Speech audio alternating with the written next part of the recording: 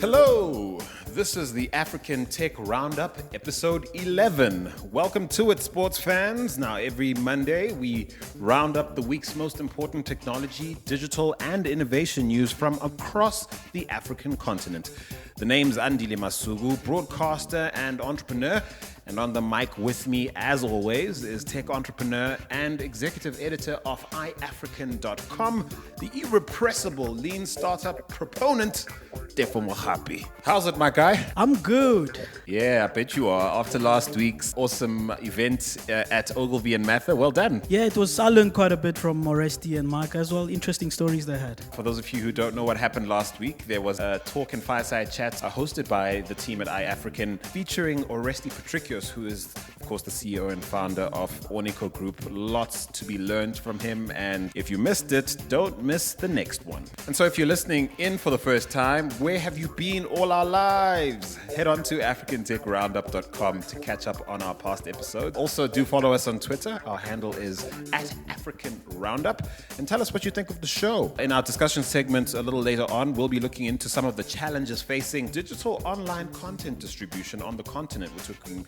music, but mostly video, particularly given some of the news that'll be coming out this week. But first, this week's African Tech Roundup is supported by Ogilvy and Mather Johannesburg. Back in 1948, David Ogilvy founded the agency that would become Ogilvy and Mather. Starting with no clients and a staff of 2, he built his company into one of the 8 largest advertising networks in the world, with more than 500 offices and 20,000 staff across 169 cities.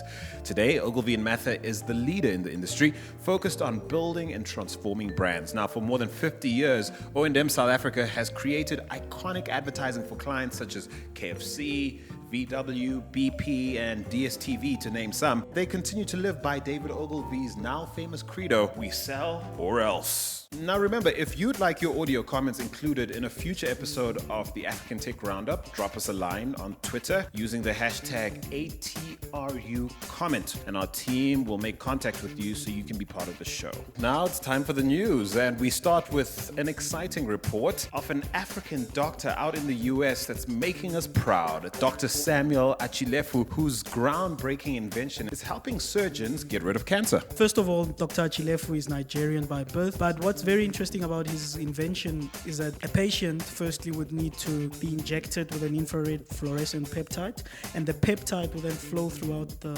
patient's bloodstream, and it also goes to bind cancer tissue.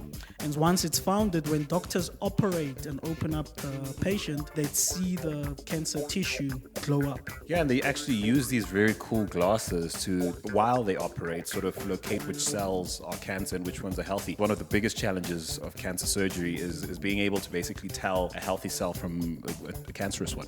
Yeah, I'm just hoping this will go a long way to reducing the amount of deaths caused by cancer. The thing is, there's still a hurdle in the form of the approval he needs for that peptide that you mentioned by the US Food and Drug Administration, but all indications are it should be issued, given how they've already operated on 4 patients, and these patients were suffering from breast cancer and melanoma, and so far the Google seem to be functioning amazingly. Look, and the reason he's in the news this particular week is because St. Louis in Missouri have awarded him the St. Louis Award for 2014, and he becomes the 87th person to win this fantastic award, one of the highest awards that city gives to its citizens.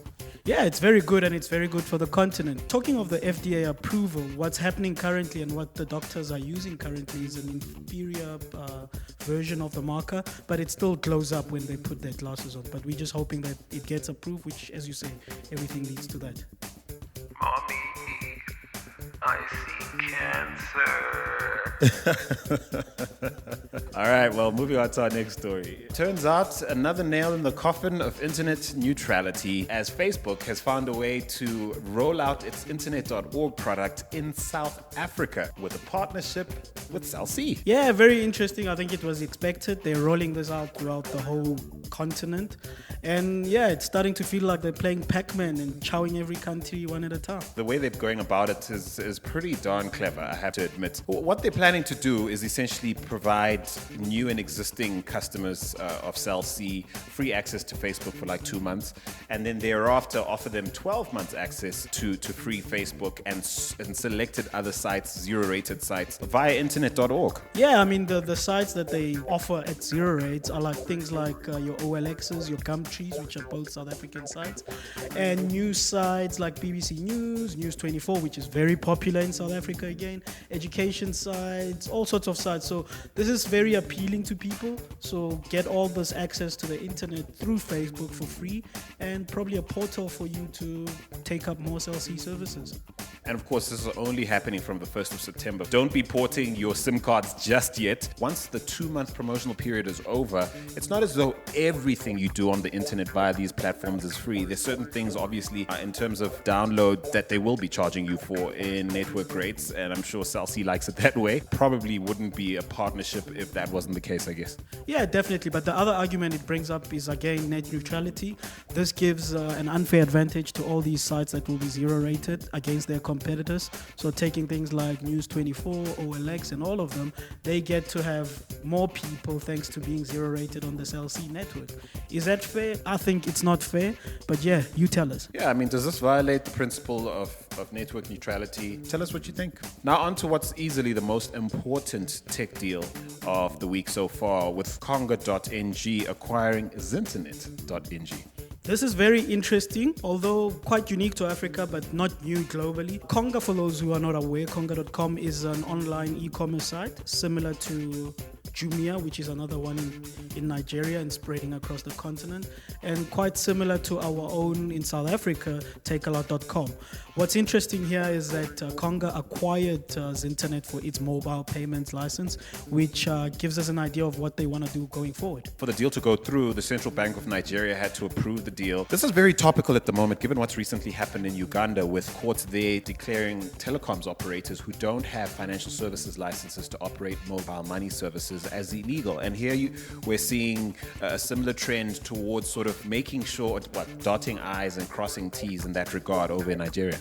Yeah, but what's also interesting is that this is almost a play-by-play copy of what eBay did when they bought PayPal, because Conga is also home to over 15,000 small businesses that trade on their platform compared to how eBay, where people trade on eBay. And this play could be that they want to make it easier for people who trade on their platform to make payments. Well, Conga's certainly excited, or at least its CEO, Sim Shagaya, who's basically said that he and his banking partners are excited to be extending the reach of their services.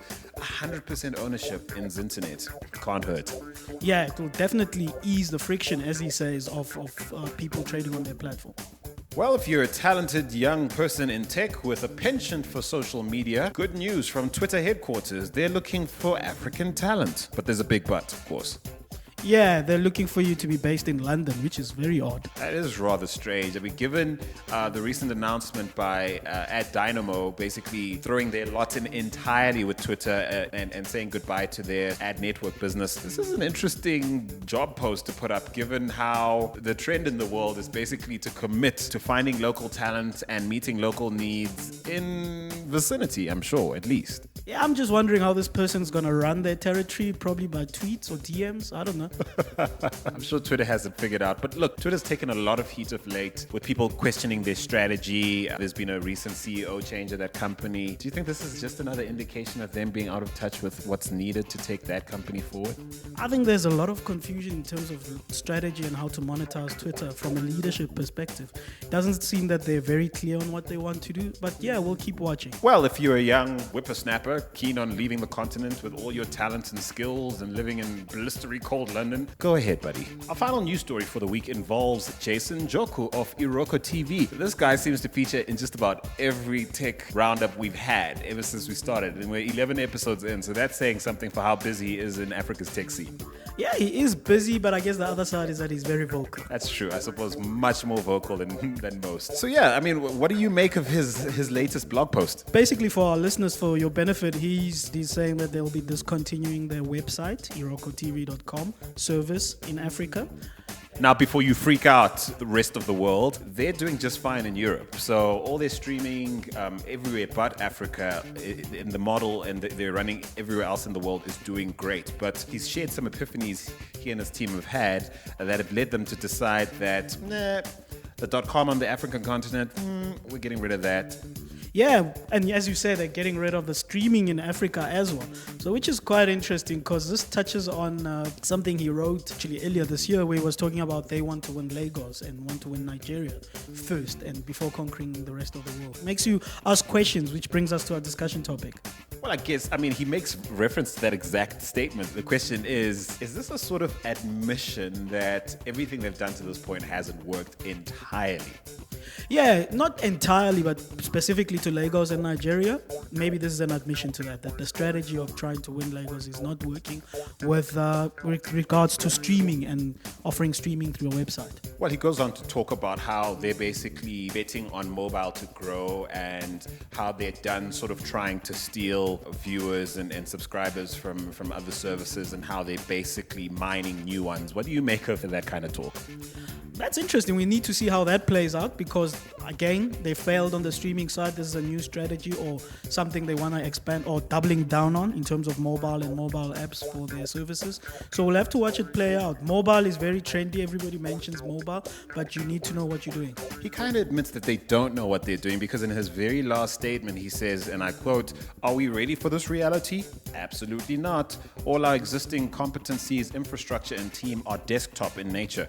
So it's all about resetting and relearning new perspectives. If I'm an investor in this business, I'm just thinking ching, ching, ching, ching, ching, and more ching being spent at least." I was about to say that. I'm thinking this is more an R&D exercise because this is more learning, iterating, measuring, and trying to find the right product market fit for Africa. Do you think he has sort of proved his mettle as an entrepreneur, as a sort of startup founder? What's your sense of whether or not he and his team are capable of finding the right mix and certainly engaging the right model to extract value? I think they are. I mean, he's proven himself in a very short space of time with Iroko TV. I'm not speaking about his previous businesses, but with Iroko TV, he's done very well thus far. But with regards to their new focus, we'll have to see. I mean, we can't predict the future.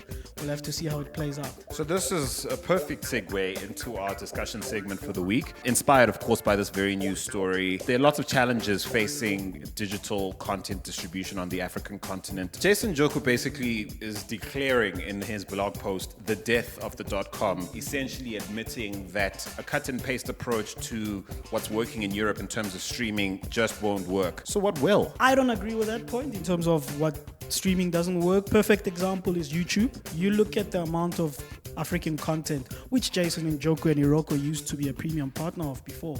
The amount of content generated by Africans for Africans is quite a lot, and the amount of views. I mean, you have music videos with over 2 million, 3 million views and purely being watched by Africans. So is streaming working on the continent? I think it is. YouTube has proved that. But I think the challenge is how do you monetize that? So let's dial back to when Jason Njoku's Iroko TV was a premium partner to YouTube. How did that work?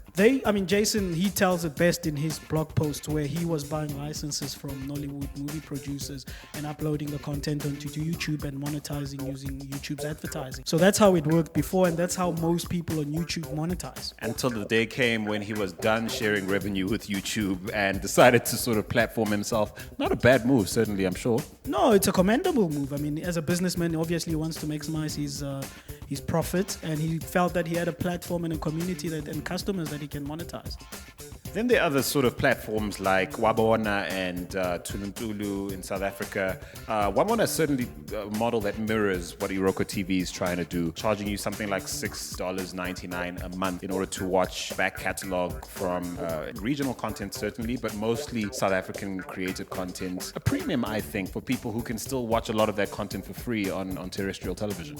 Yeah, I think, again, it goes back to my point that I think the challenge with streaming is how to monetize it. And I think that's everyone's everyone's headache in terms of trying to monetize and trying to get the right product market fit for movie streaming services in Africa.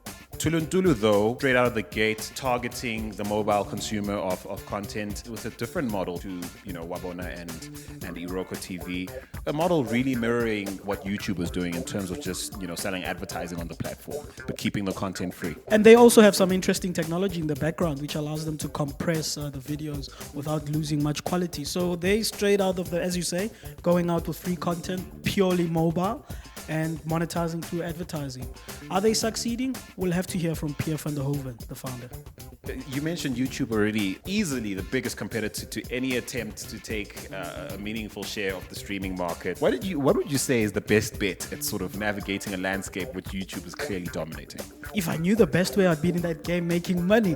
But yeah, I think at the moment the best way is, look, it's content in the internet age. Everybody wants content for free, and because they're already paying for internet access.